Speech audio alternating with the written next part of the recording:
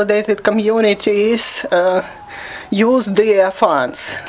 U.S. Agency for International Development's program DOBRE presents results of financial evaluation of 50 consolidated communities, and I hope that today we are going to hear answers on such questions: what communities are capable, transparent, how to improve financial discipline and management in consolidated communities, and what steps DOBRE is going to continue taking in order to improve financial management in consolidated communities and improve financial management system and engage citizens to supervision over the consolidated communities. And I am pleased to introduce today's speakers: Director of Regional Mission of U.S. Agency for International Development, Ms. Susan Fritz, Director of Local Governance Department of the Ministry of Regional Development, Sergei Sharshov, and my colleague, Angela Bochi, the advisor on financial management and local budgets of DOBRE program, Olha Shubina, representative of Tech Econom Optima company, Kateryna Trykoz, representative of Tinte Consulting company, Ivan Rubskyi, the head of Bashtanska consolidated community from Mykolaiv Oblast, Taras Vitkovskyi, first deputy head of Terebovlianska consolidated community of Chernobyl, and Liudmyla Podiacheva, deputy head of Merefyanska consolidated community from Kharkiv Oblast. And we have also invited representatives of Ministry of Finance to participate in the discussion, but yesterday they informed that they couldn't make it for today's event. Dear speakers, I would like to suggest that you stick to your timing and take 7 minutes for each of your speeches. Okay, 10 minutes for each of your speeches maximum. I hope we'll stick to the timing. Dear participants, each of you have in your handouts the reports on the evaluation of financial management in the community. So in the course of our discussion, you can familiarize yourselves with the numbers and data and ask specific questions in the course of the discussion. It is thanks to the project of international technical assistance, consolidated communities get big support. We all understand that. Local governments are being evaluated in terms of the progress of the reform in Ukraine. I would like to give floor to Susan Fritz, because the international assistance projects give great support to local governments and support decentralization in Ukraine. And the microphone is yours, Ms. Susan. Iryna, and good morning, everybody. Thank you for this opportunity to participate in today's presentation of USAID's financial management assessment of consolidated communities. The financial sustainability and economic growth of amalgamated communities are among the most important expected results of decentralization. Fiscal decentralization provides local government with additional resources and the freedom to manage those resources smartly. It helps address immediate needs and build the foundation for longer-term economic development. However, with the additional authority that fiscal decentralization provides, comes with additional responsibility. Planning and managing financial resources properly is critically important. The quality of medical, educational, administrative, communal, cultural, and other services to residents depends on it. The USAID DOBRE program assists communities to design financial systems that integrate financial discipline, strategic thinking, and citizen participation. Better financial management should not only result in financial independence, but also it should lead to better community services and an improved quality of life for citizens. When local governments spend their community resources effectively and efficiently, residents more readily pay taxes, knowing that the money will be well spent. And that in turn incentivizes businesses to invest in their communities these communities that are well run. Citizen engagement in budget planning and oversight also increases trust in local government. Community officials must make every effort possible to involve residents. To achieve improved fiscal control, effective resource allocation, and greater citizen engagement requires a solid understanding of past and current financial management practices. And that is why USAID's DOBRE program undertook a comprehensive analysis of community-based financial management processes. We considered not only the numbers, but also the processes, paying special attention to budget transparency and openness, which is integral to good governance. This assessment will help communities to evaluate their financial capacity and identify financial management inadequacies. Each community received a customized action plan, which includes about 100 steps that they need to take in order to improve their financial management in line with current legislation and best practices. So I ask that community leaders take advantage of these recommendations. You will see improvements in your budgets and in the quality of life for your citizens. I hope that this assessment also helps the Ministry of Regional Development and the Ministry of Finance as they define the criteria that will help shape future decentralization reform. Next year, when this assessment is repeated, we expect that every community will show improvement in their financial management practices. USAID remains committed to supporting all 50 communities as they strive to improve the life of their citizens. Thank you.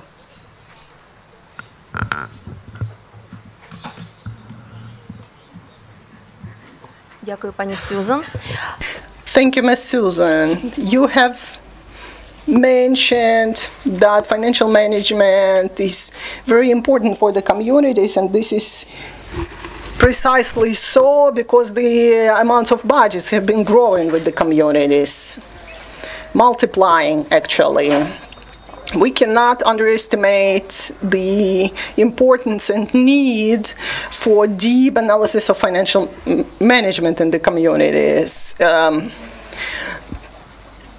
To what extent the Ministry of Regional policies require this assistance, this work, and what's your opinion about this report on assessing the financial management? Hello, everyone. I'm a representative of the Ministry of Regional Development. Thank you for your invitation to come, and on behalf of our ministry, we would like to thank you for this fruitful cooperation with the DOBRE program. I have no doubts that the materials and the findings of this assessment will be really important for the ministry, but I would like to mention that as the reform has just started,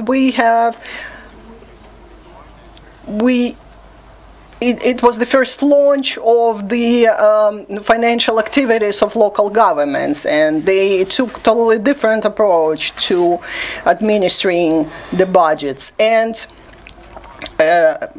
the communities have been given additional authority, including the financial management, and it's been happening for the first time in the history of Ukraine. And when I look back at the years 2015 and 16, when our ministries cooperated with the consolidated communities, we realized that we have this green field, and we have to start from the scratch. And the communities have faced such problems when they have been given those financial authorities and they hadn't been prepared for those, and they couldn't even think about anything like that. At the same time, the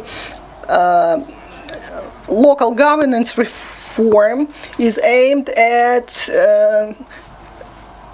building a new territorial base to improve the practices of local governance. Then we have this financial decentralization, and we introduced relevant amendments to budget and tax codes, and this produced relevant results, and the budgets have increased in numbers more than 2 times. And it's for the first time in the history of independent Ukraine, we see that the share of local budgets, the portion of local budgets in the state budget is more than 50% now. And it's for the first time in the history of Ukraine that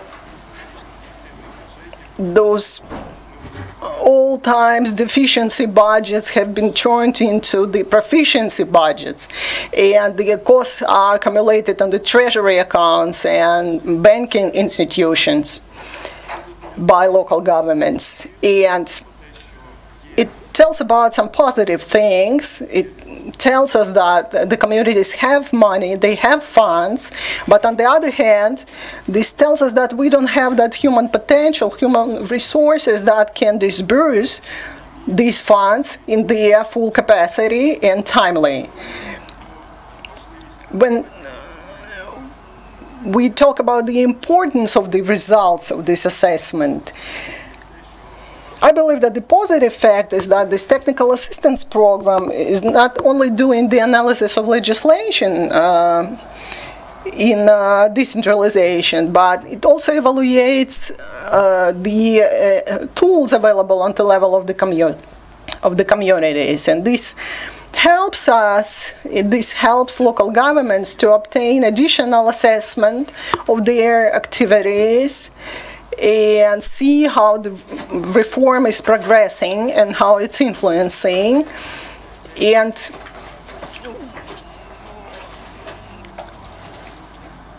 the results of this financial assessment may help realize some joint problems faced by consolidated communities in terms of the transparency of decision making on the community level and the ability to perform governmental functions locally. And this financial monitoring practice can be multiplied all over other territorial communities to go far beyond those 50 consolidated communities that have gone through this experience. We can use this assessment for the purposes of the ministry to supervise the decision-making by the communities and see if they stick to the legislation, because we experience that some of the practices do not always comply to effective legislation, and we aim at improving legal practice on the level of the local governments. And when we were preparing the concept of the reform, we always emphasized that the reform should be based on 3 pillars. First, the authorities, second, financial resources, and third, which is frequently forgotten and is the point for arguments, is the responsibility. So we believe that the more we give, the more authority we give to the local governments, the more we have to supervise over them, not to punish them, but to make sure that the decisions are made in a proper way, that the services are provided, that decisions to utilize different financial tools are being made correctly. And finally, I would like to point out that as we go along our reform, we have created those jobs that demonstrate their success over 2 or 3 years of their activities. And our work jointly with the local governments and legislative branch of power and international programs and other partners, our purpose is to make the diamonds out of those jobs. And I am convinced that we are going in the right direction and we will succeed. Thank you. Okay, you mentioned that you need to work hard. Could you tell us what steps can be expected from the communities can be expected from the Ministry of Regional Development by the communities in terms of the financial tools. Each institute of executive branch of power work within their capacity, and where it refers to budgeting, this is the competence of the Ministry of Finance. But the proposals for amendments to budget codes were prepared and processed in our ministry, and we have introduced a number of amendments to the budget code of 2014 that have been positive, and we will change the rule of the game frequently, I suppose. So certain time need to pass until 2020, and we have to analyze the situation, what was happening with local budgets, and we have to make conclusions to summarize things and introduce relevant changes to budget and tax codes. And I can see huge potential on the level of the Ministry of Regional Development to push real estate tax, which is really important, and one of the they comprise one of the biggest shares in budgets of our neighboring countries, but unfortunately it's poorly administered in Ukraine, and we believe this is a huge potential. And there are a number of other aspects involved that need to be reconsidered and discussed, and relevant decisions should be made. But I should emphasize that it will be really hard and difficult if we change the rules of the games too frequently, I mean in the budget field for the communities. Ms. Angela, you have analyzed all 50 communities. What was the aim of your work? Were you focusing on corruption? Were you focusing on some negative practices or some success cases of financial management? What's your methodology? Well, basically we focused on everything you've just mentioned. Hello, everyone.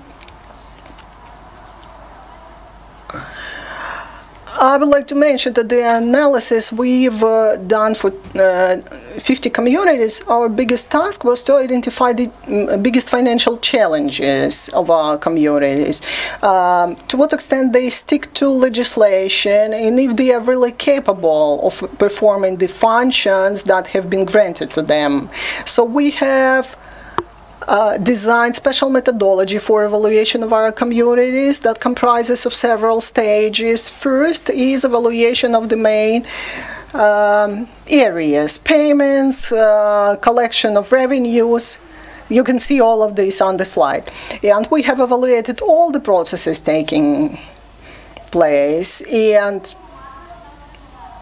each of the community have obtained the financial management report, and they are 90 pages, so that 20 pages of the document you have in front of you, it is a concise version of what the communities have obtained.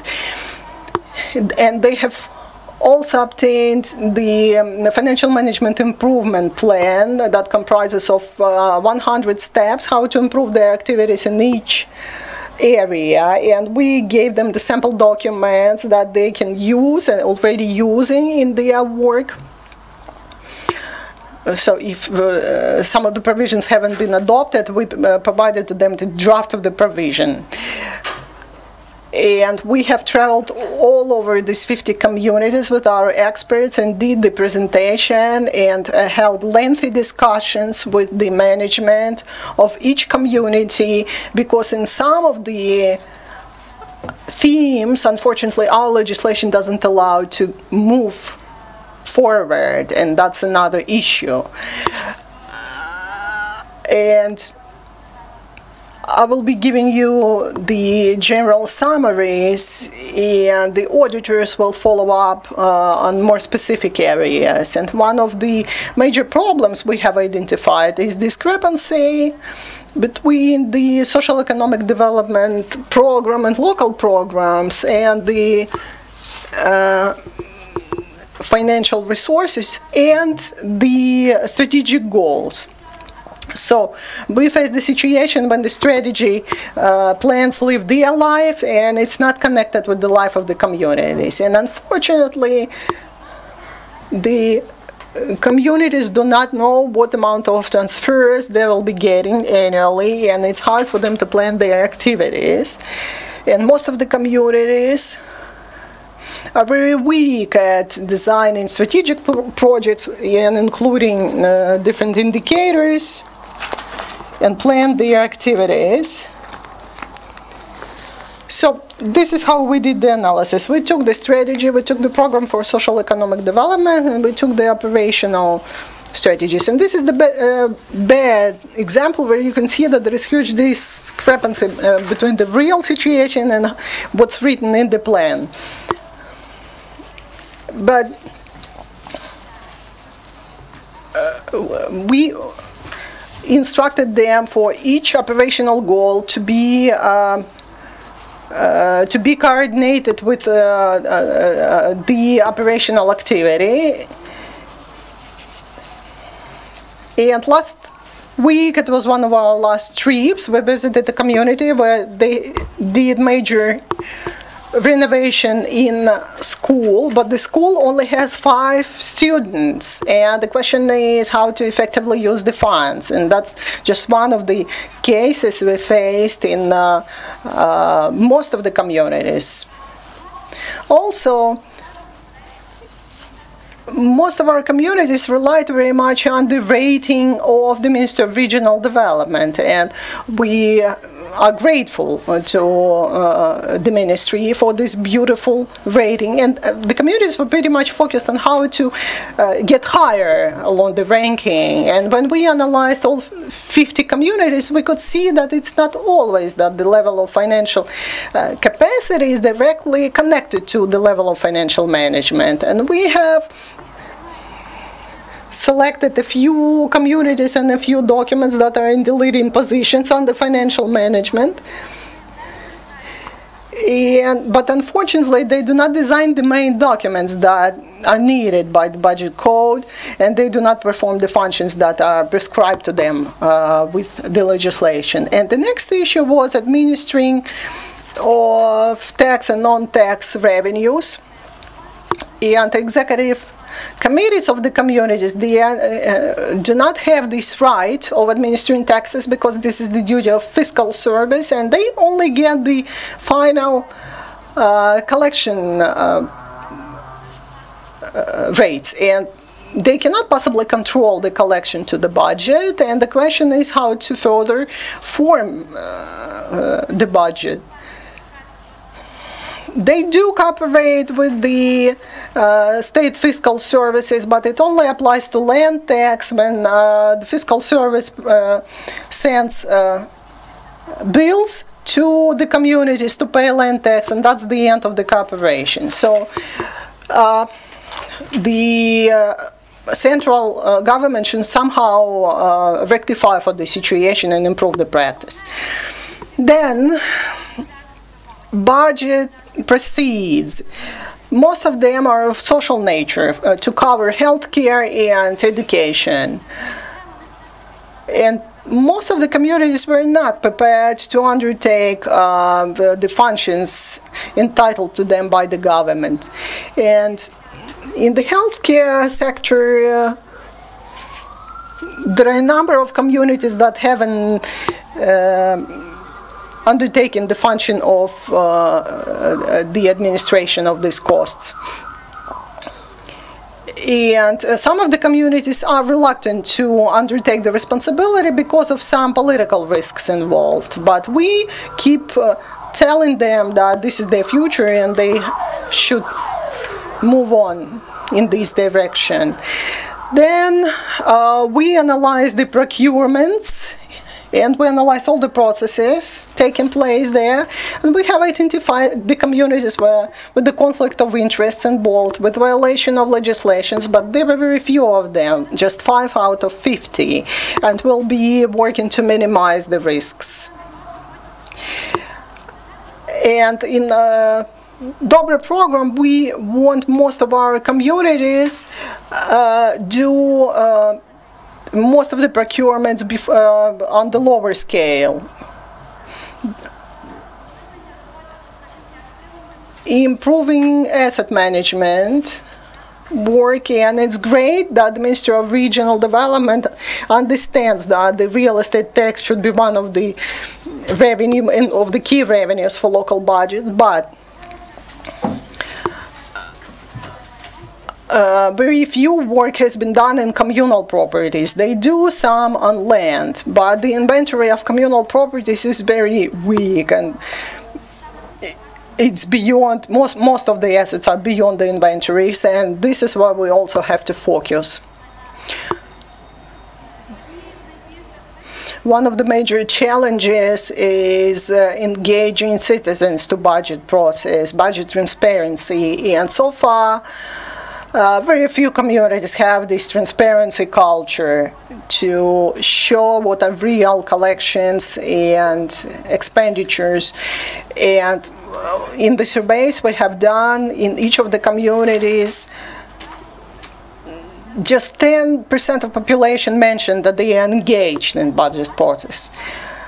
And that's the question to be addressed to experts, if this 10% is a lot or not. And only 3% of population believe that the budget process in the community is transparent. So what's next? How do we as DOBRE program work with these challenges? First, this year we'll be actively monitoring implementation of financial improvement plan, how much our proposals are taken into account, to what extent communities implement them. Then we do the training programs for budget planning, and we stick to the program task-oriented method of budget planning to the communities. We'll improve our curricula, will continue to train procurements.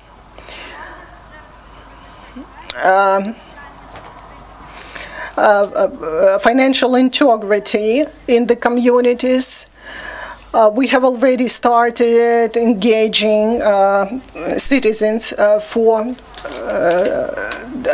to monitor, to participate in budget process, and we plan to introduce unique tool for Ukraine, the budget for the communities.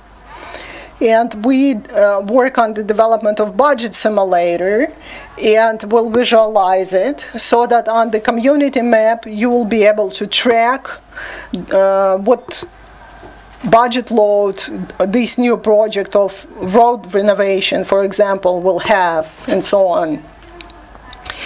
Technical assistance to asset management. Our asset management experts will be working in the communities soon, and they will have to provide inventory of the assets, because it's really important to introduce real property tax.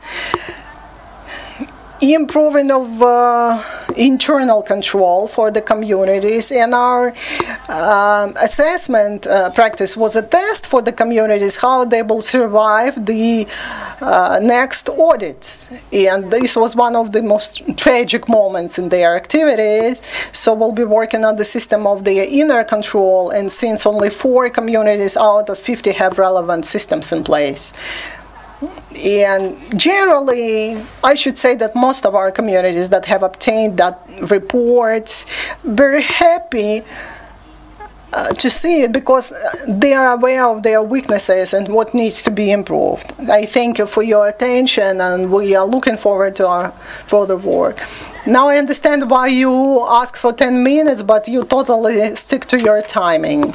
Ms. Elena, I know that you did the studies, the assessments in 30 communities in southern, eastern, and central Ukraine. Tell us, please, if there are any differences in approaches and the quality of financial management territory-wise. Indeed, we worked with 31 communities and we have identified some problems that apply to all the communities.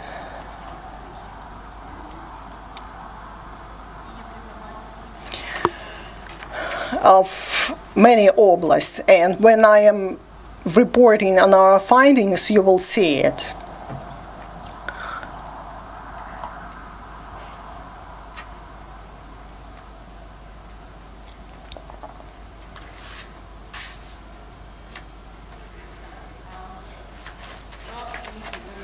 So the major challenges, indeed, they apply to most of the communities of these 5 oblasts of Ukraine, and in my presentation I'll focus on the budget forming, on reporting to the communities, and on collections. When we analyzed budget forming process for 2017, we could see that the communities are in very bad situation because most of the communities have been consolidated by the beginning of 2017, and they didn't have that much time to form this bunch of documents. And on this graph you can see the documents that are absent. We have the statistics on 31 communities. In gray you can see the communities that have relevant documents, and red is no documents available. So budget requests were not there. The reports on budget collections were not there, and a whole list of different documents. But since we worked with the communities for a long time, we could see that during budget forming process for 2018, a number of deficiencies have been rectified. This information is a breakdown in oblasts. You can see the portion of the communities having the documents if compared with the total number of the communities.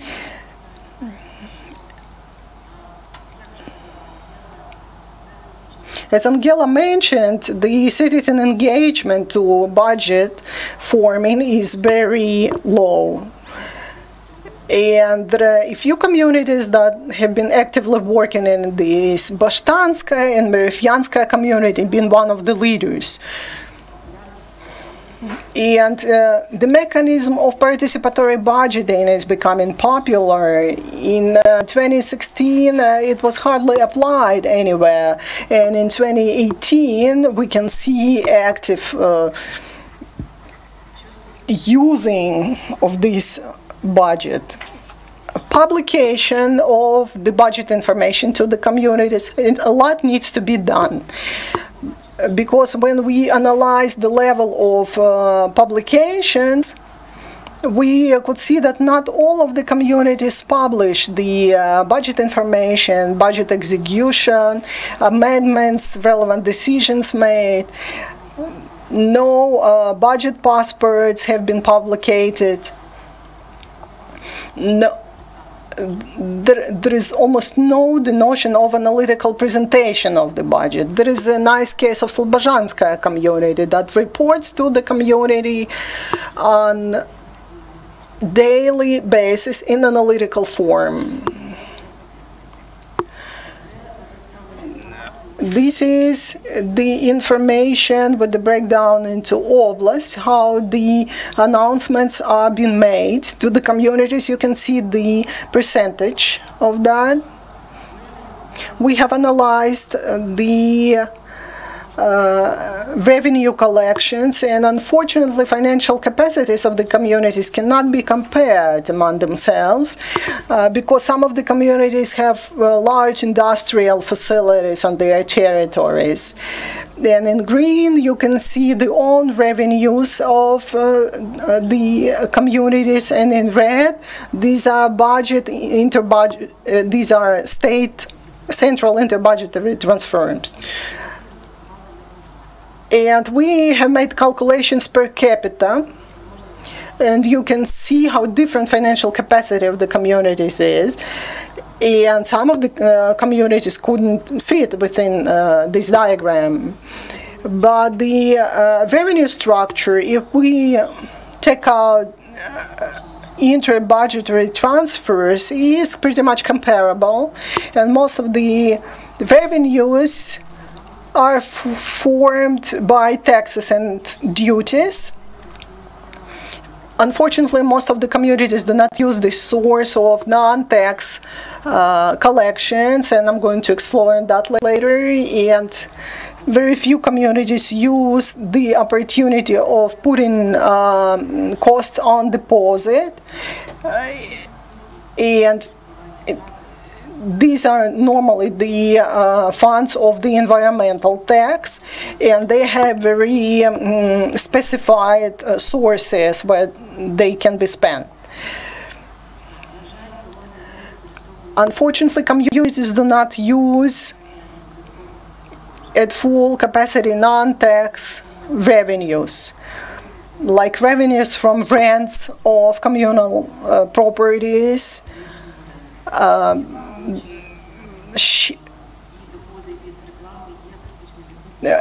outdoor advertising collections are pretty much absent.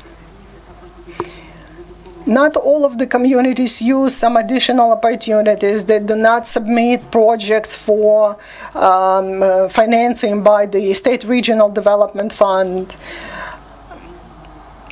and subventions for social and economic development. We could see the problems that are peculiar to all local budgets is dependency on the individual income tax. And in general, we can say that in the revenue part of the budget, this tax comprises 45%, and in case of changes of tax legislation, this will substantially influence the revenue part of the budget. Local taxes and duties. Not all of the communities use that opportunities. You can see the share of local taxes and duties here with all of the communities. And the average is 17%, and very few of the communities set the maximum of the tax, but they are reluctant that because the increase in taxes can create social tension, but they do not do any public surveys or public hearings to discuss this. And if it is done anywhere, it's only done with the heavy push by the businesses. Administration of the revenues. Angela has mentioned the problem existing with the local fiscal authorities, and the tax base is outdated, and this is the interest of local governments to get the taxes collected. But there are the communities that have been actively introducing the mechanism of administering taxable and untaxable revenues, and we have provided breakdown in Oblast how they elaborate this issue. Asset management by the communities. Most of the communities do not obtain revenues from asset transactions, from sales of assets, and they believe that this source of income is practically exhausted. But they haven't done the inventory of the assets for long time. They have never done that, and it takes quite time, and communities just start doing this. And in very few communities, there is a list of assets that can be of interest for investors. They do not do the inventory of the assets, and in spite of all those challenges that we have seen, we have worked with the communities for a long time, and we can say that for the time We worked with them. They really made a strong progress to resolve their issues in terms of financial management, asset management, and administering of financial resources. What problems have been faced by Ivano-Frankivska and Ternopilska Oblast communities in financial management, and what are your success cases? Hello, everyone. I am really happy that our company is involved in this project. Since our methodology has been done in similar areas, we have identified similar problems. And most of the communities were consolidated at the end of 2016.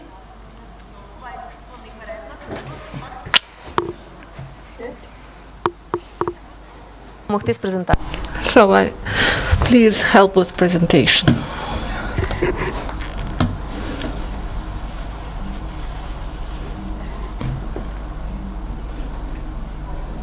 So, Ternopilska and Ivano-Frankivska Oblast. In Ternopil, we had 12 communities and 7 communities from Ivano-Frankivska Oblast. So we had many problems that we've identified in the regions.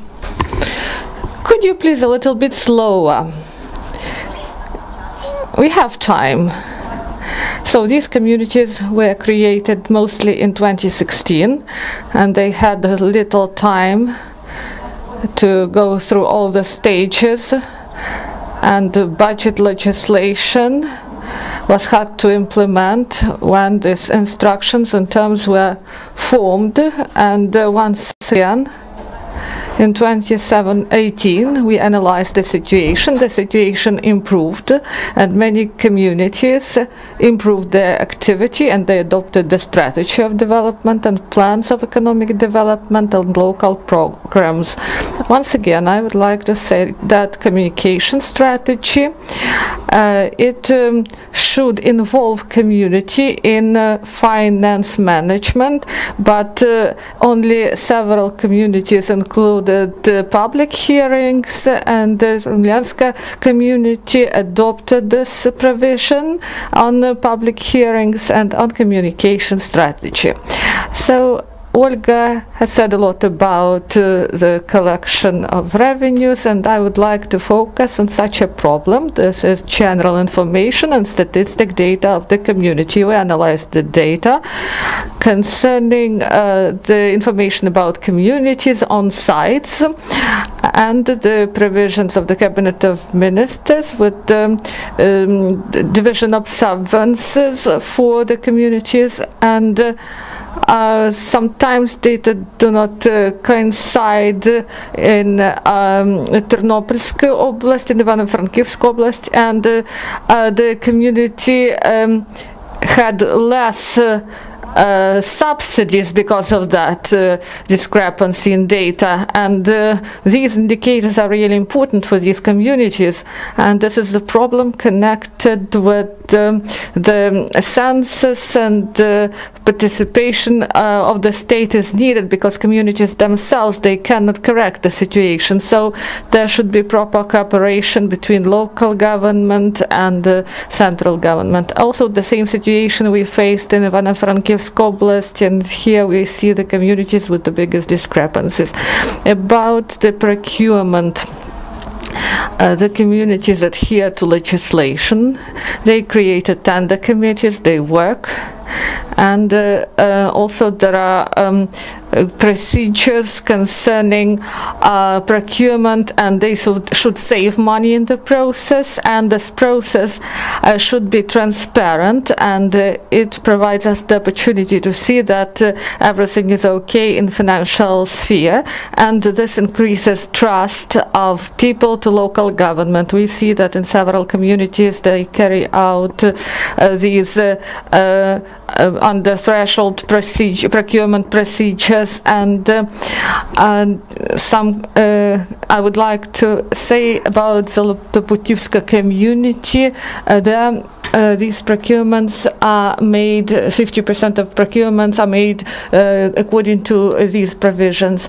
So this is budgeting, accounting, and payments. So this area is connected with the cooperation with the Treasury, and the Treasury also controls these payments, and not many violations were found here, but there are problems with accounting. In 2017, the programs software that were used in the communities 1C, these programs software were outlawed, and communities had to search for opportunities to carry out accounting in a proper way in their local councils, and in 2017 they used Afina software, and unfortunately in May this year this also became outlawed to use it, and they spent a lot of time to change the program. This is big work, and they search for new solutions in order to transfer this accounting and to use new accounting software. So this is the problem.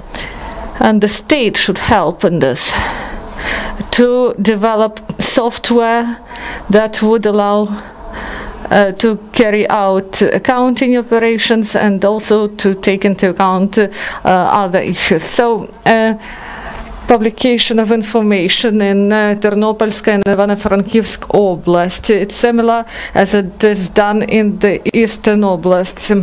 So we analyzed the sites, and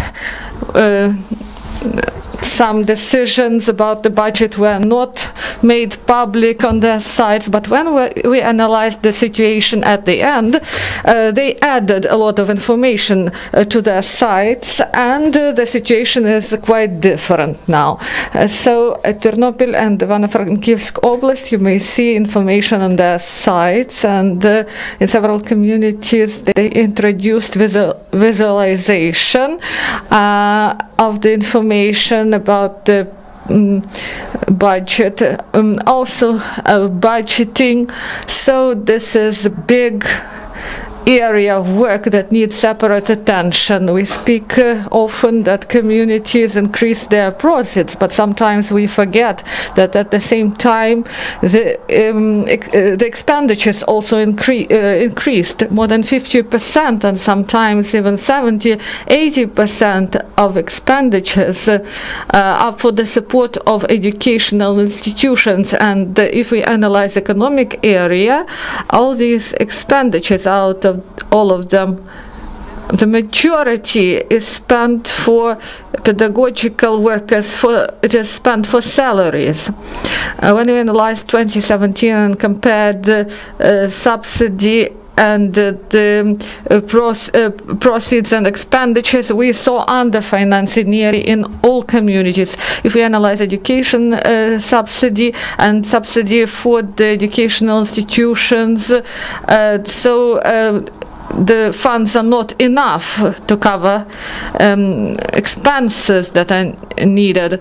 Also our colleagues said about tax legislation, and the minimum salary was changed, and it was difficult to for the communities to plan the expenditures in their budget. That's why this topic is really important. And also medical subsidy, and different formulas are used. That's why it is difficult to plan expenditures in the budget. Also, there are problems in communities. There is infrastructure subsidy that should be directed to improve infrastructure, and we see the discrepancy between the norms calculated by the state per student and the practical and the real expenses per student, especially in Carpathian region and the rural area.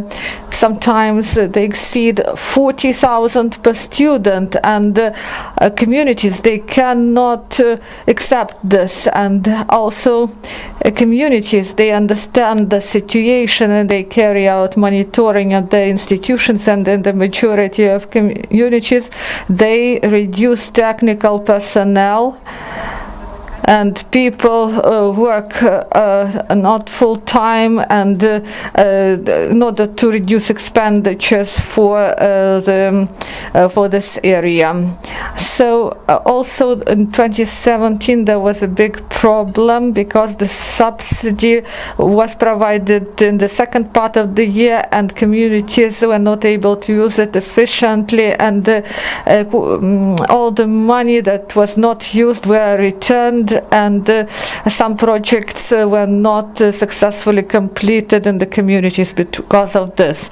About financing of expenditures, despite all the problems, there are good practices when communities, they are not waiting. They start to analyze the expenditures, and a reform was carried out in Terebovlianska community, and they had the problem with the support of libraries, and they carried out a reform, and they united public libraries with school libraries and created, based on these libraries, they created special centers of culture and recreation, and this allows to decrease the expenditures for these institutions, and also they have such a goal to involve young people in finance management, and these centers allow young people to be involved in these processes and to organize their own free time and to help community. And also there is reform of kindergartens, and we have problems with the communal enterprises.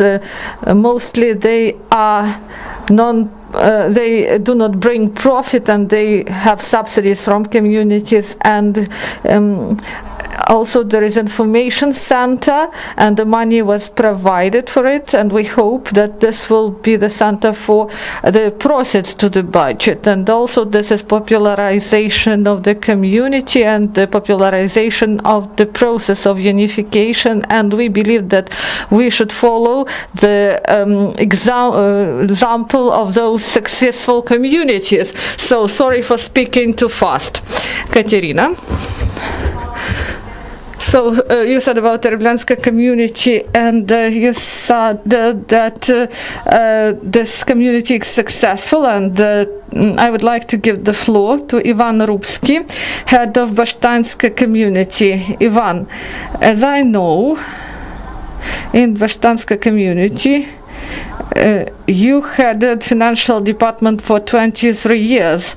So I saw that you are the one of the leaders of the rating. I was not surprised by this, but I am surprised with the indicators that this is about the involvement of the community in the budgeting sector. And how did you manage to involve people and provide their participation in this area? So we have to deal with these issues. World changes rapidly, and now it is important to involve people in the management of finances, and we monitor the efficiency of the use of the budget. And I'm a former financier, and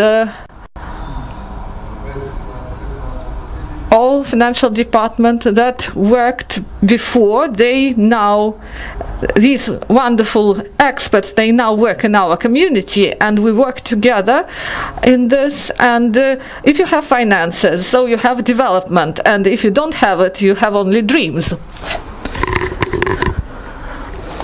So our Bashtanska United Territorial Community was created in 2016 in December. We have 8 councils and Bashtanka Regional Center, 26 settlements, population more than 20,000, and also we have number of budget institutions 74, and the volume of the budget is about 156 million hryvnia. So on our site we placed information about the ideas how to improve our community, and our residents were able to get information how they can influence the development of the community, to write projects, to implement and improve the situation in the community. So budget and participation, and we developed the provision and the requirements to the contest, cost up to 20,000, support 20 not less than 20 people, implementation during 1 year, and the executive organization, Bashtanska City Council, and Bashtanska community, United Territorial Community. Now you see the age. Of the authors and the organizations and areas of responsibility, and the overall number of projects 31, and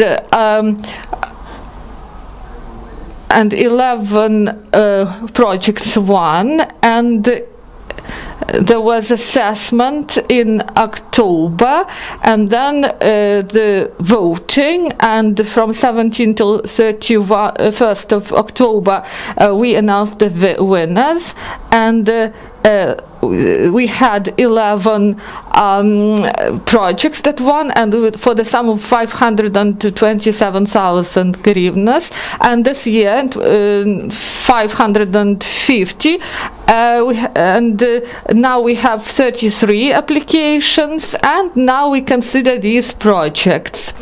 And last year the school, the Center of Talents, Plishivka village, 49,000, the new equipment for the development of talented youth, and this community is one of the most efficient, and I believe that this was the right choice of the project, and the school won the project. This is in Grigorievka village, and they united two projects together. They made repair works in the class, and then they bought furniture and equipment, and our children and teachers are really satisfied, and parents are satisfied with the results, so they provided this repair work. Let's and also Dyumovachka kindergarten, replacement of windows, and we reduced the expenditures on energy supplies due to this, and made the staying of children more comfortable there. So Novopavlivka village, healthy children, our happy future. So this was about the playgrounds and the replacement of windows, boilers, and the repair works, and also the playground. So this facility is really nice now. Public procurement, big role is paid to procurement. We have big community, that's why everything goes through Prozoro system, because we have last year 35 procurements for 64 million hryvnias, and we saved about 1 million, and last year we saved 2.2 million hryvnias. So Prozoro is a really good system. So the main reasons why we carry out these contests: this is fair competition, openness and transparency in all stages of procurement, prevention of corruption violations, and efficiency of the use of budget funds. You know that there are some so everything goes through Prozoro, and we do not have problems with the transparency in this way. The proceeds to the fund of local budget of Bashtanska City Council, 67,000 2016 and 140,000 2017. So this is with the including the transfers. So you may see that the tax of the physical people increased to 13 million per year. The tax on land, we have the biggest one, and it grew 5 million, and for our community this is really important. Public hearings, so this is transparency, and there are hearings on strategic plan of Bashtanski United Territorial Community for 2018-2025, social plan of social economic development of the community for 2017-2019, development and documentation and budget hearings and presentation of during presentation of the budget for 2018, and at the end of the year, we also will have public hearings to tell people about the implementation of the budget. Budget hearings as an element of budget process.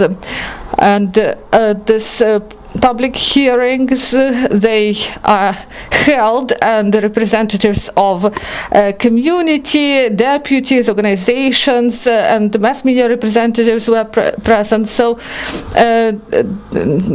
it's about roads and repair works, street lighting, water supply to the settlements. All these issues are discussed. So what is important during hearings, to know public opinion, to share the opinion among people in power, and the last is the efficient and fair use of the local budget. So we participated in the project. 150 communities participated, and in the framework of the partnership supported by Embassy of the Great Britain, we got first place in the rating of integrity, and we got a certificate for the first place in this rating of integrity. Thank you very much. So we will discuss these issues further. There are some your community optimized the resources for education, healthcare, but for society these are sensitive issues. How did you manage these challenges? Please tell us about your situation. So, first of all, maybe people are interested to hear about our community and the reforms that were carried out. I would like to say that our community was created at the end of 2015. We are one of the biggest territorial community in Ternopilsk Oblast, and this is we have big territory, and we have 25 settlements, including Terebovlianska town, and the characteristic of the budget. So it is like in other territorial communities, but I would like to note that in 2015, in 2016 and 2017, there was increase of the own proceeds, and the proceeds increased now in comparison with the 2016. So the biggest share of the proceeds is the and we have different types of taxes, especially the tax for the proceeds of the physical persons, and the main manager of the fund, the council. So we have the Department of Education and Department of Culture and territorial centers of social services. They provide the services for the whole region, and also organization that is called Sports for Everyone. So now about the reforms that were carried out and implemented.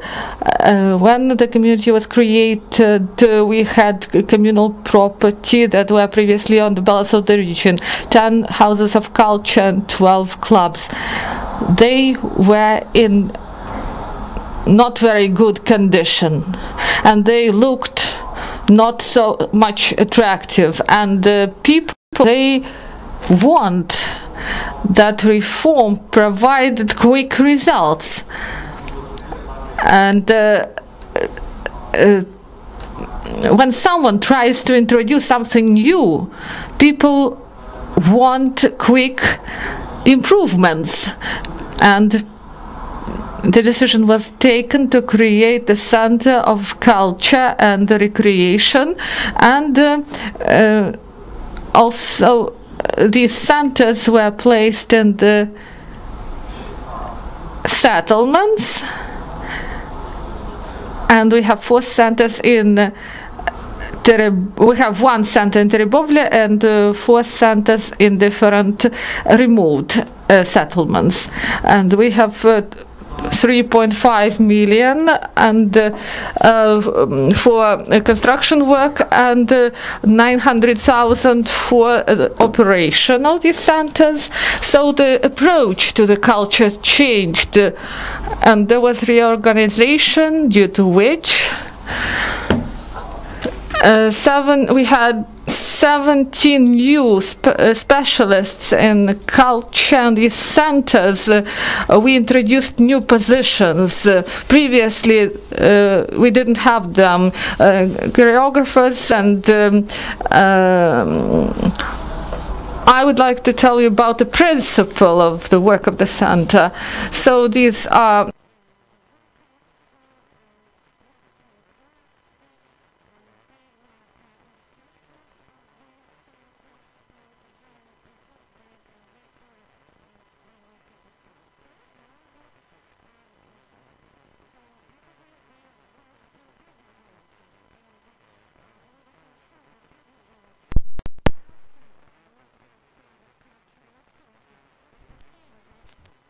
in the centers. It allows to organize good events and to have some performances, and in settlements we have settlements where 90 children go to choreography classes, and also there are base schools, and we bring children from other schools in order they had the opportunity to have some extracurricular activities, and young people started to go to these centers, and because libraries that were created previously, they have computer equipment, multimodal boards, and when children come and they want to read some books, and they also can watch some films, they can communicate. That elderly people, they come to the centers and they can get some computer skills due to the computer specialists that work in these centers. So our culture starts its revival, and this process of cultural process continues. So also there is an issue connected with libraries. As you may know, village libraries time changed and the attitude to them changed, and young people, they now get information from the internet, and the activity of librarian, it is now reduced to half day, and in some villages they even didn't go to work some days, and now we have the reform of libraries. We created village and school libraries, and we provided full employment. So half a day a person works in school, and then this person goes to work at the public library, and also an inventarization was carried out, and obsolete literature that was not on demand, it was removed in order to have place for new literature. And each year and we buy new books in order to provide proper functioning of these libraries. And in all these libraries we have about 10 computers, and children can come and they can work on these computers, and they are provided with information about computers, and they can efficiently work with them. So about the forms of preschool education, I believe you know that there are musical schools and the centers of creativity for children, and the center for young technicians, and we created artistic school, and that united to the 3D structures. So financing for music,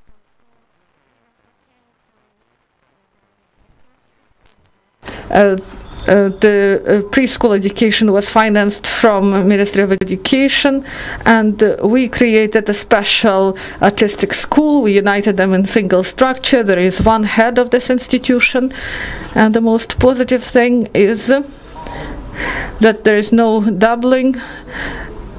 And in preschool education there were some circles, and the same circles were in the Center for Young Technicians, and now we analyzed this, and we understood that practically sometimes it happens that children do not attend. This is only on paper.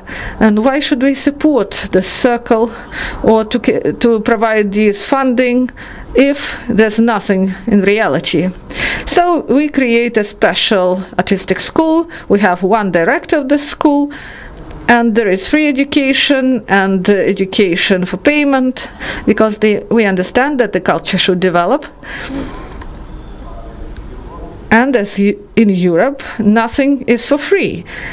There should be alternative. There should be services for free and also services for payment. And this is additional source of the budget. For example, people can learn to play guitar, for example, or for example, young people want to know how to dance, so they can be taught how to do it, and they pay for this, and this is additional source of financing for the school. So before this, the school now they earn more their own money than they did before, and this money is used for the improvement of their material base, for buying of instruments, or for their operating expenses. But Tourism and Information Center, Terebovlianska community, we have a center, and this is the center of Terebovlianska region, and we have long history, and we have wonderful castle, and we have a lot of interesting places where people can go, and also we created,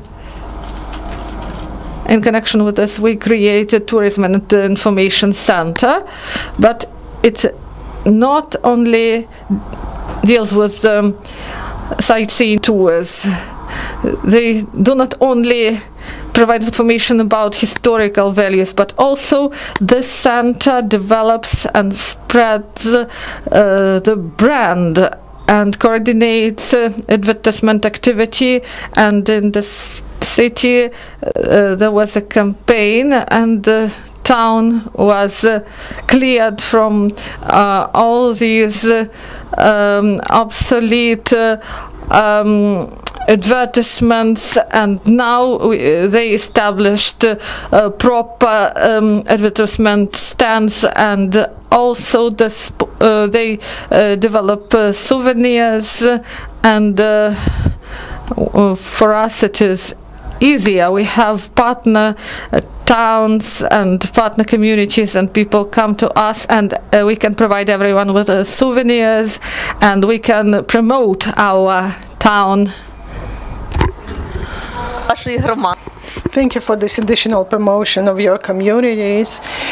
And we have a lot of journalists here, and it's a good occasion for your community to advertise itself. Ms. Liudmyla, the consultant specialist characterized your community is the one that works nicely with taxpayers. This is the guarantee of revenues to the budget. And when we work on our field trips and non-consolidated communities, and we talk about this, you know, local governments make big eyes, like, what do you mean? How shall we talk to local businesses? Tell us this secret. How do you talk to the taxpayers? Let me start with the slides. We have we were founded in 2016. We have 7 villages, and administrative center is Merefyanska, population 25.5 thousand, and 2.5 thousand entrepreneurs.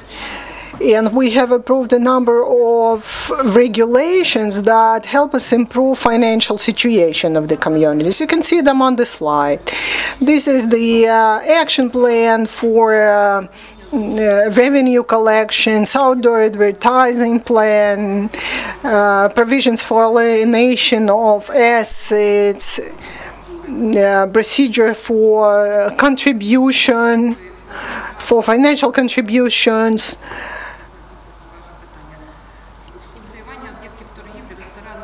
regulations for functioning of sales outlets and businesses, and provision for reimbursement of losses as a result of improper land use or illegal land grabbing. The executive committee of the municipality identified the provision to reimburse losses, and the commission comprises of land surveyors and financial specialists.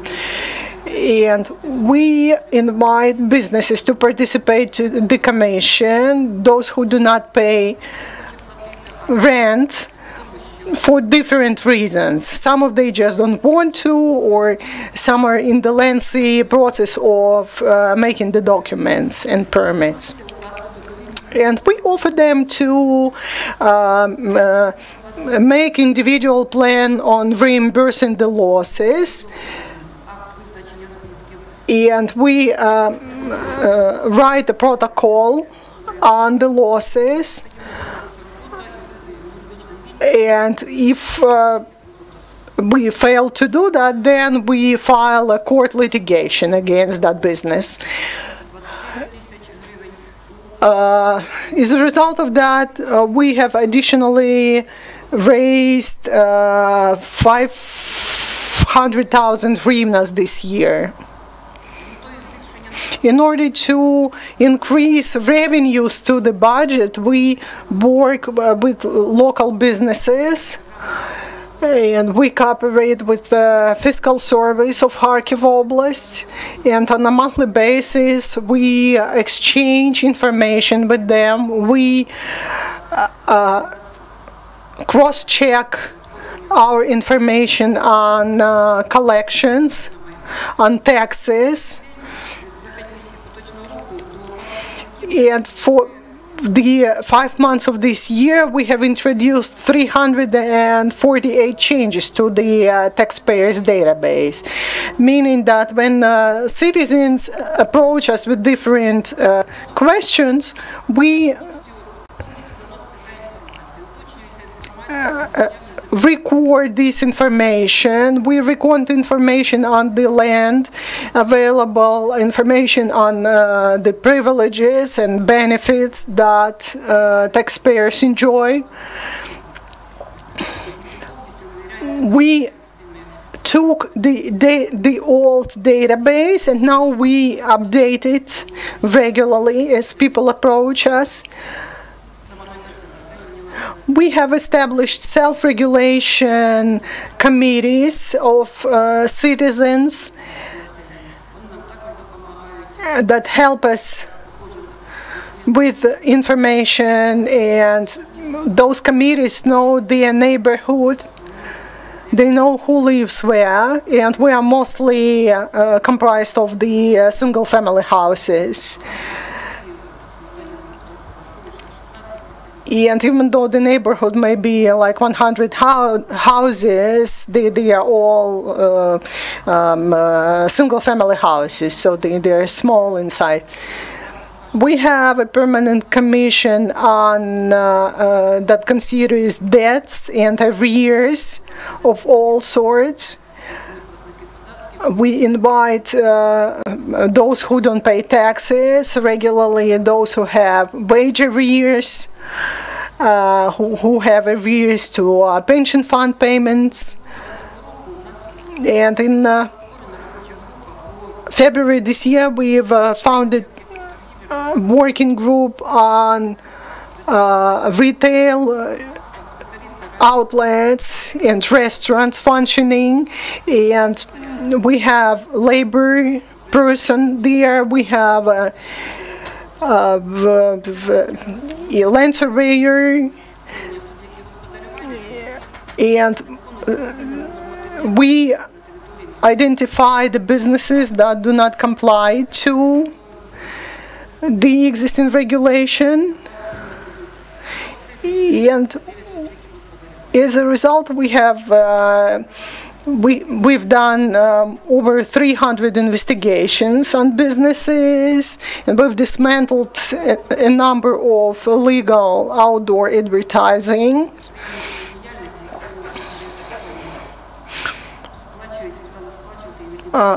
We've identified a number of businesses that were not officially registered, and we made them pay a single tax. So they pretty much cover all small businesses and individual entrepreneurs. And in order to stick to legislation, we have written a reminder. And we handed out this reminder to every household, where we explain local taxes, and we explain the legal procedure, how they should take receipts on accessible goods and so on. And in order to implement our budget policy, we have approved a number of regulations that describe the budget process. And you can see the list of the documents on the slide. And one of it is the budget procedure. And this is a handy tool to increase the transparency of budget process. And this procedure was approved a year ago with the recommendation from DOBRE, and we are grateful to them. And in this procedure, we describe the transparency of budget expenditures, According to that, we have held public hearings for budget forming, and transparency of the budget is implemented through publication of our budget on our web page and in our local bulletin, where we publish all the decisions of the executive committees, all the decrees of mayor and other documents issued by local government. Our citizens have free access to the sessions of the executive committee or municipality, and all the projects go through public hearings. And we also have some challenges.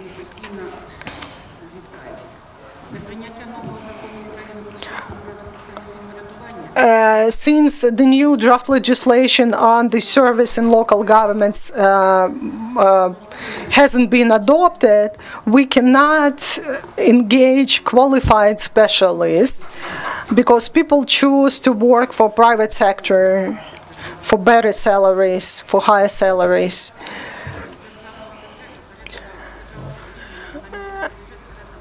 And we have received a lot of new authorities from the central branch of power, but they are not fortified financially.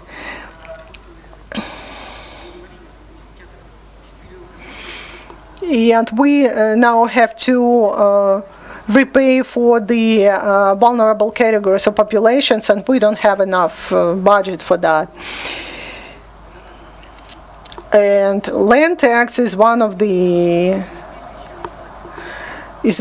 cases, because the government, the central government, installed privileges for a number of people, of categories of people that are free of the real estate tax, but still this is the tax which finances local budgets, and we suffer of that.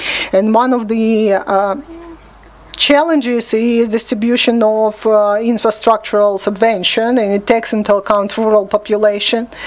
And if in Kharkiv Rayon we have another community which is substantially less than ours, and it got over 2 million subventions, and we only have 1.2 million planned for this year, which is not enough for us. I would like to thank all the speakers for their presentations, and we switch to Q&As. Your questions, please. Introduce yourselves.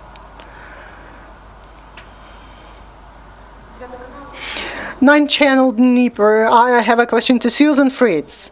What changes of the financial decentralization do you see in Ukraine happening, if any, at all?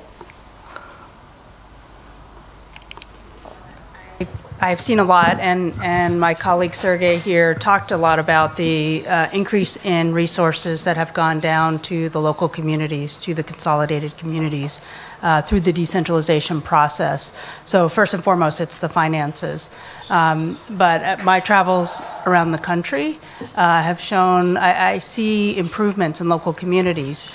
Consolidated communities are taking the resources that they're getting, the increase in resources, and they're reinvesting them in their communities. So we heard from some leading consolidated communities here today what they're doing, but I also have seen in other communities lighting or parks or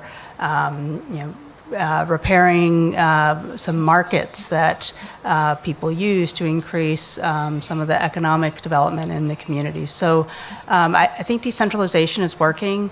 We're seeing the first results. The reason why we're here today is to talk about how we manage resources, how the consolidated communities manage those resources, those increased resources. And so there's always room for improvement, but the better they do at managing their resources, the more they can do for their communities and for their citizens. So I think it's really exciting, and USAID is pleased to be part of this really important reform. Igor Novikov. Igor Novikov, Nikolaevska Oblast. I have a question to Angela. You mentioned that the communities, when they in their financial management, they make a lot of mistakes. What's, in your opinion, their main reason? Is it the lack of competence of local government or imperfections of legislation or other factors? Thank you for the question. Actually, yes, most of the communities have substantial or insubstantial mistakes they make in their financial activities. There are very few communities that we have analyzed that made mistakes on purpose, like some conflict of interest involved or some corrupt interest. In most of the cases, unfortunately, communities lag behind the changes in legislation. And unfortunately, if we talk about rural communities, most of them lack qualified human resources. The leader of the community would love to make some positive changes, but unfortunately, it's about forming the team, engaging qualified staff. That remains the key issue for our communities in Ukraine. And so this is the lack of knowledge, and this is the lack of capacity to catch up with all the changes that are happening. Victoria Kravets, Chernobyl, Pani Susan, question to you. What are the positive cases of American experience where the citizens were involved to a transparent budget process and the experience that we can use in Ukraine? So in the U.S., we're very decentralized. So there are lots of examples of ways in which municipalities have introduced procedures to increase transparency and citizen participation.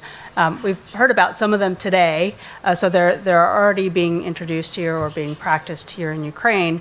But there are creative ways to get people involved, whether it's public hearings, surveys, special committees to, and I think one of the speakers today talked about that, special committees to work on a specific issue, or the grants program that this consolidated community uses to pick projects and do things that are responding to community interests and community needs. So you can be very creative. There are lots of ways of doing it, and I'm sure our program, DOBRE, has even more.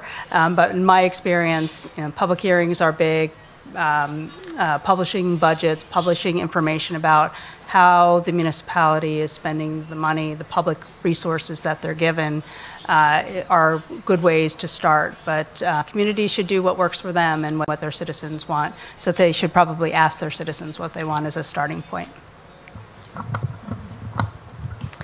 Eva Kalniņa, a Swedish-Ukrainian decentralization project. We focus on education as a sector, and I would like to ask a question to the colleagues who are looking at the education expenditure. If you've been also looking at the efficiency of spending in the education sector in municipalities. Так, ми аналізували.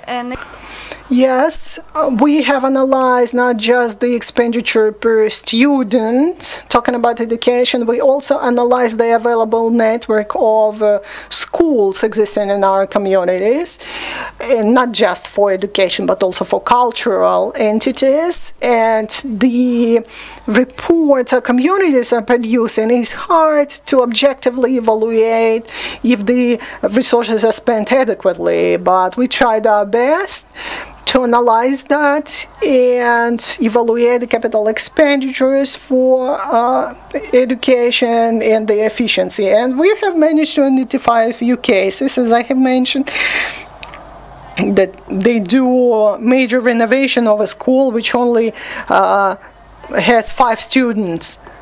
But unfortunately, the format, how communities collect information, doesn't allow us to do decent analysis of that.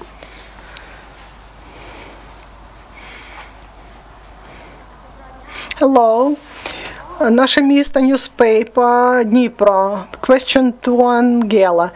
You mentioned in your program that a number of mistakes are related to imperfections of legislation, that some of the provisions set obstacles to development of the communities. Can you explore on that?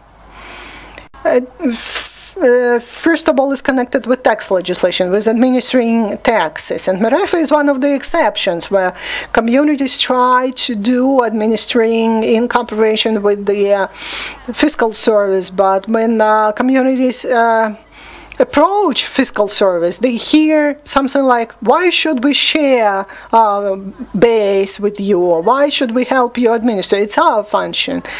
But when State Audit Service comes to do the audit, they point out in their reports that this is due to the mistakes of the communities. This is the community to blame. And the things like that disappoint leadership of communities, and we testify the situation.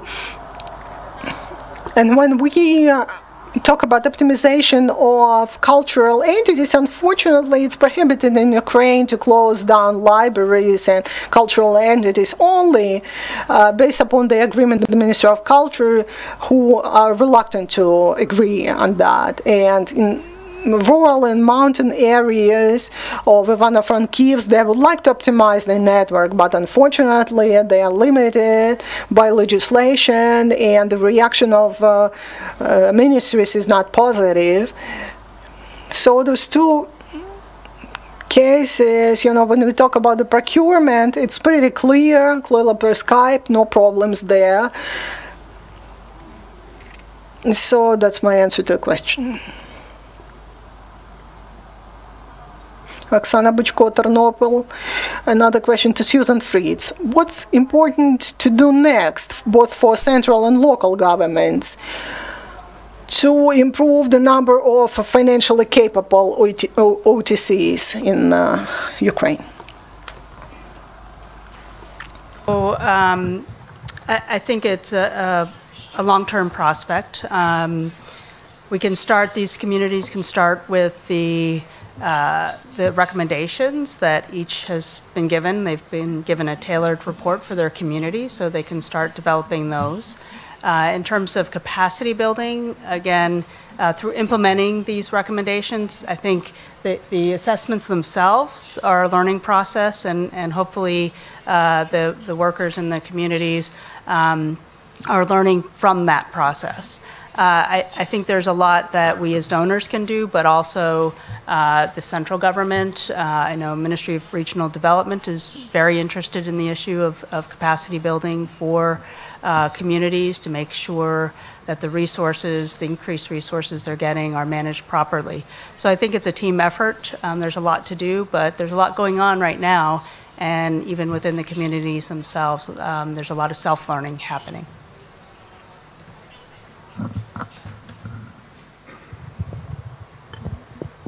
My name is Alexandra Fehlinger, You Lead with Europe program. I would like to first of all thank our colleagues from the DOBRE program for their really excellent work on this comprehensive assessment, which is really useful for us and for our work as well. It actually largely confirms the findings that we have made in our pilot project looking at the financial management of the communities. But of course it's more empiric, because you cover 50 Hromades in this. What is for us, it looks like a pilot, because You Lead with Europe works with all amalgamated Hromades all over Ukraine. I actually think that this is not just for ULEAD and for other technical assistance projects extremely important. And my question for you, Angela, is how do you follow up on these individual assessments now? Because, and actually particularly, what is the involvement within the local authorities between the council and the administration bodies? How do they interact? What is your recommendation? How can they actually manage to implement the financial improvement plan in an effective way? Thank you. Ну, по-перше, з нашої сторони ми First of all, we have designed a financial management improvement plan, which clearly prescribes for each branch of power, local power, the main steps, what the executive committee is supposed to do, what the land committee should do within the community and others. And normally at the end of the year we'll be evaluating and looking at the progress of each community and to what extent the recommendations provided to us have been implemented. That's why we have worded those indicators quite clearly, the performance indicators quite clearly, and this will help most of the communities clearly say if they have achieved any results or not, if they have implemented or not. And we'll be investigating on the major reason that prevented them from doing that. And in order to analyze that, we need great level of cooperation between the executive committee, within the community, and the local deputies, because we see the communities where, in spite of the best effort of the leadership of the community, but the local deputies do not vote for the positive changes, and there are a number of conflicts involved between the deputies and the executive committees, and that's one other area on which we work as DOBRE. It's not applicant to financial management, but we keep working on that. Next question, if you have any. Hello, New Nova Gazeta, Kropivnitsky. A question to Sergei Shirshov. With this analysis available, to what extent the communities are dependent on the central budget, and can they positively function without those central transfers? The task of the state is to create and support the rules of the game that enable the communities to implement the projects which allow them to function in the best possible way. But we have a function that is only that is the sole function of the central government, which is social protection of population, education of children, and this function should be performed all over the Ukrainian territory, and it should be fortified by relevant financial resources. So it's not possible to be in the situation when the central government puts a number of authorities on local governments without supporting them with the relevant resources, because it won't support the major norm of Ukraine to provide services to the citizens of Ukraine, irrespectively of the territory they live in. And there is a financial resource which in certain areas that are enough to do a number of services, but again, based on the logics of redistribution of authorities, there are functions that are within the competence of the state, and the function should be backed up with sufficient financial resource, and there are functions that are within the competence of local governments. And these functions shall respectively be financed from local budgets. Any other question? Then I'll ask one. I have a question to our communities that we actually only discussed in rural communities, but I would like to ask all of you, what are your feelings after decentralization reform? Have you been disappointed? Was it worth consolidating? Was it worth the effort?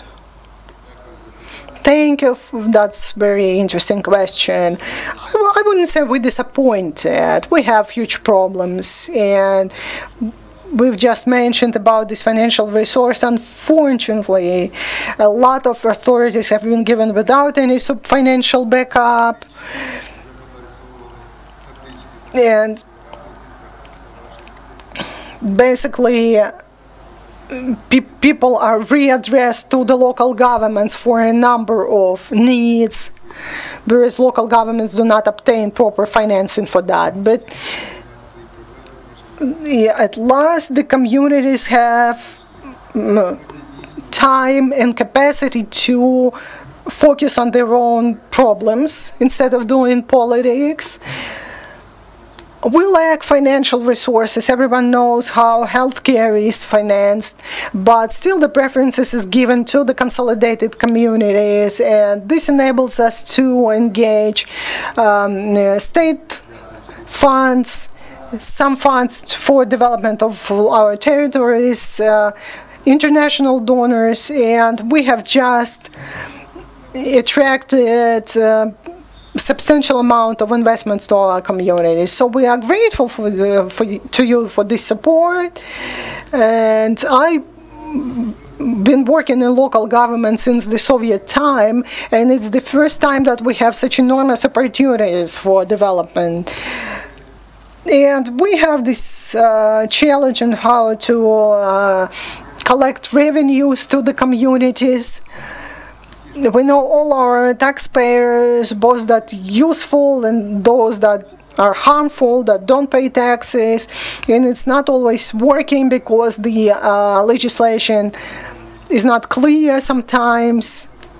We've been given land outside of the limits of our city limits. We had been waiting for that, but the next question is, what should we do with these lease agreements? Because they remain from the previous times, and how to break those lease agreements for 49 years and so on. We have to involve some legal assistance and a lot of different problems involved. So I believe that legislation should be more precise on how to sort out those issues.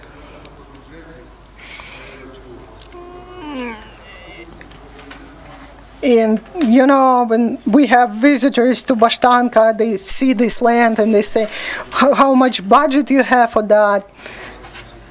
You know, and we have the reserves, and we need to work on them, and we need to improve legislation to make it more precise. We have a lot of hidden resources which we cannot possibly raise.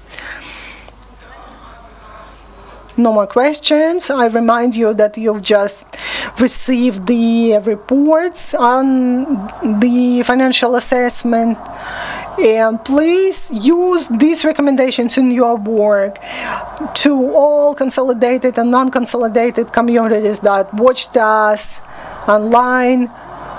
Please, you are welcome to use the experience of your colleagues, and the journalists of Ukrainian Crisis Media Center can assist and arrange a press tour to the consolidated communities to use this experience and share it. Thank you.